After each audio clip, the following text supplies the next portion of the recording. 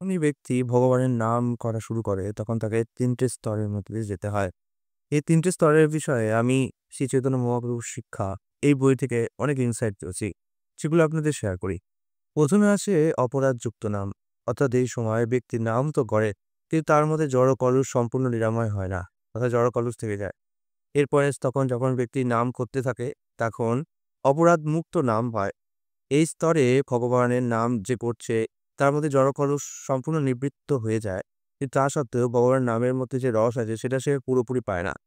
এর পরবর্তী স্তর হচ্ছে দিব্য স্তর। একমাত্র দিব্য স্তরে আসলে এই ব্যক্তির যেন নামের নেশা লেগে যায়। এ সময় ব্যক্তি নিজে চাইলেও নিজেকে আটকাতে পারে না। মানে নাম তাকে করতেই হবে। মনের সূক্ষ্ম কর্মগুলি হলো চিন্তা করা, অনুভব করা আর ইচ্ছা করা।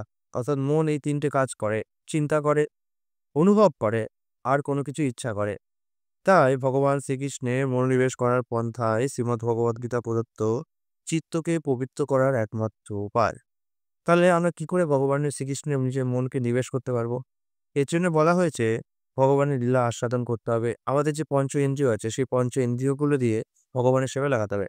যেমন চোখ কিছু ভালো দেখতে চাইবে, কান কিছু ভালো শুনতে চাইবে, মুখ কিছু ভালো খেতে চাইবে বা বলতে চাইবে, আর শরীর কিছু ভালোকে ধরতে চাইবে, মন কিছু ভালোকে চিন্তা করতে চাইবে। তো আমরা এগুলোকেই ভগবানের সেবায় লাগাতে পারি। আমরা চোখ দিয়ে ভগবানের সুন্দর মন্দির, সুন্দর বিগ্রহকে দর্শন করতে পারি, ভক্তদেরও দর্শন করতে পারি। কান দিয়ে ভগবানের মধুর কথা শুনতে পারি, কীর্তন শুনতে পারি অথবা ভক্তর কথা শুনতে পারি। মুখ দিয়ে ভগবানের কীর্তন করতে পারি কিংবা ভগবানের প্রসাদ আস্বাদন করতে পারি। হাত দিয়ে ভগবানকে স্নান করাতে পারি, তাকে অর্চনা করতে পারি, বন্দনা করতে পারি, অনেক কিছু করতে পারি। আর মন দিয়ে ভগবানের নাম, সব ভগবানের কথা, ভগবানের লীলা সবসময় স্মরণ করতে পারি। এইভাবে আমরা ভগবানকে সেবা করতে পারি। আর নাক দিয়ে যেটা বললাম, নাক দিয়ে ভগবানের নিবেদিত তুলসী, পুষ্প এগুলোর গন্ধ গ্রহণ করতে পারি।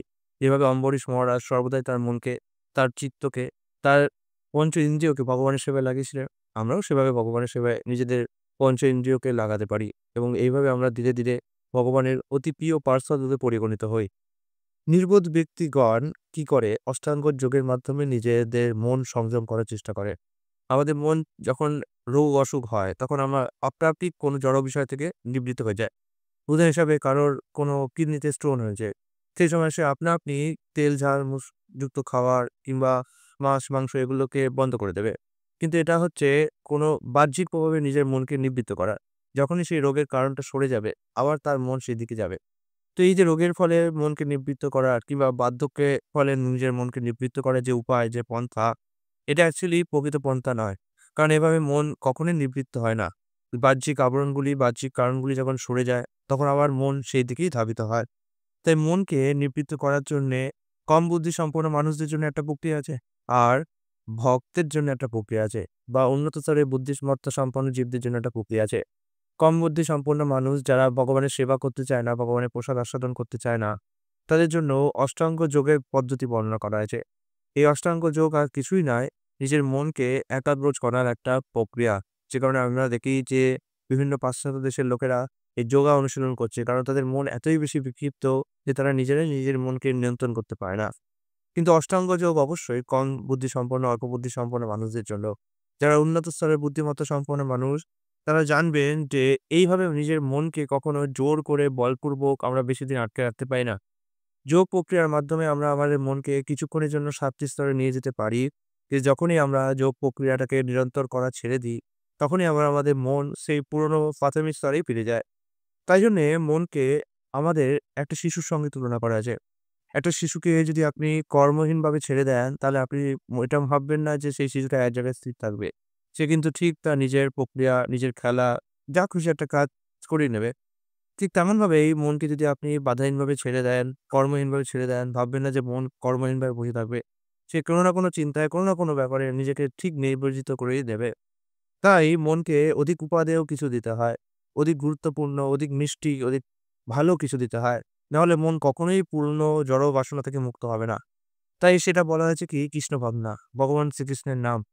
যে ব্যক্তি ভগবান শ্রীকৃষ্ণের দিব্য নাম কীর্তন করে তাকে ওই ৩ টে স্তর ১ম এ বললাম।